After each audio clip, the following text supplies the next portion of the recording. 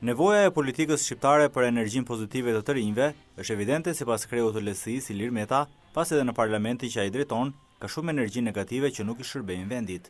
I pranishëm në konventin e LRI-s për shkollat e mesme, Meta deklaroi se të rinjt në zgjedhjet e 2017-s do të përbëjnë një pjesë të grupit të tij parlamentar. LRI në radhë parë do thotë energji pozitive. Vendi të përfitojë maksimumin nga energjitë pozitive që mund të çlirojë. Ka të rinj të cilët largohen apo dëshirojnë të largohen nga vendi. Dhe kjo na bën të gjithëve përgjegjës.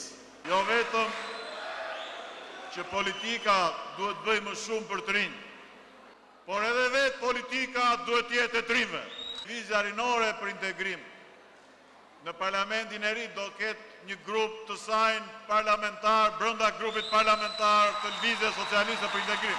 Nisur nga pakënaqësia e akumuluar e qytetarëve për një gjyqësor të korruptuar, Meta e cilësoi miratimin e kësaj reforme javës që vjen, vendimtare për një raport të ri me qytetarët. Kryeçështja dhe kryeprioriteti sot mbetet miratimi i reformës në drejtësi. Vendimtare për të vendosur një raport të ri të politikës me qytetarët pas një diskutim është vendosja e standardeve më të larta të transparencës.